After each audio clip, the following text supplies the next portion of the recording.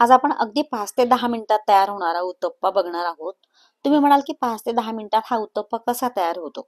तर हा आपण मखाना, रवा आणि पोहे यापासून तयार करणार आहोत. अगदी सोप्पा आहे. 5 ते 10 मिनिटात हा उत्तप्पा आपला तयार होतो.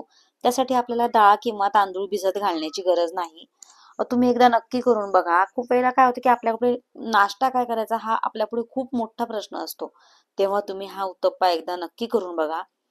काय करायचं आपण एक वाटी मखाना घ्यायचं, एक वाटी पोहे घ्यायचे आणि एक वाटी रवा घ्यायचा. तो भिजत घालायचा. साधारण 2 वाट्या पाणी घाला. व्यवस्थित सगळं भिजलं गेलं की 5 ते 10 मिनिट हा तसाच झाकून ठेवा.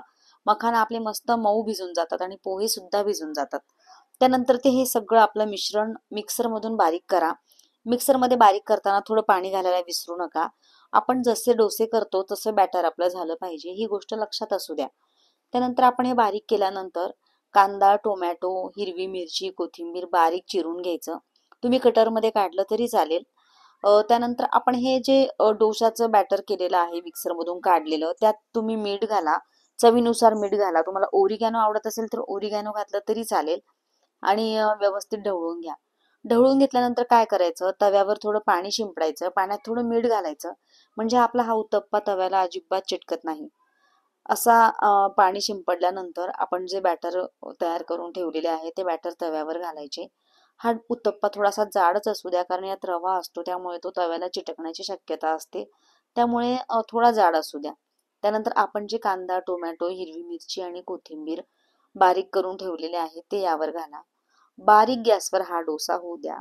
डोसा, उत्तप्पा तुम्ही जे काही नाव द्याल याला ते. त्यानंतर बारीक गॅसवर ठेवल्यानंतर कांदा, टोमॅटो, हिरवी मिरची, कोथिंबीर यावर घालायची. 1 ते 2 मिनिटांनी याला एक पलटी मारायची. इतका मस्त लागतो हा उत्तप्पा. कुणाच्या लक्षात सुद्धा येणार नाही की हा डाळ तांदूळचा उत्तप्पा नाही.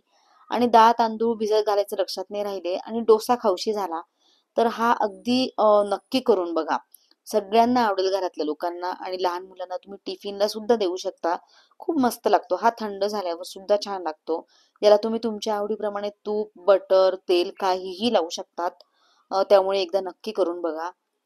आणि काय होतं की प्रत्येक रविवारी आपल्या पुढे खूप मोठा प्रश्न असतो की नाश्त्याला काय करायचं. तेव्हा हा उत्तप्पा अगदी 5 ते 10 मिनिटात तयार होतो. यासाठी डाळ आणि तांदूळ भिजत घालण्याची गरज नाही.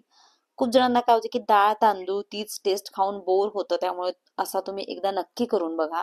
आणि हा डाएट जे लोक फॉलो करतात त्यांच्यासाठी खूप पौष्टिक आहे.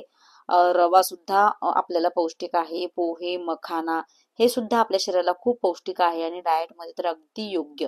त्यामुळे एकदा नक्की करून बघा. आणि रेसिपी जर आवडली तर लाईक, शेअर, फॉलो, सबस्क्राईब करायला नक्की विसरू नका. लवकर भेटू आपण अशा छान नव्या सोप्या सोप्या रेसिपीज घेऊन. सबस्क्राईब करायला आणि लाईक करायला नक्की विसरू नका. Bye bye.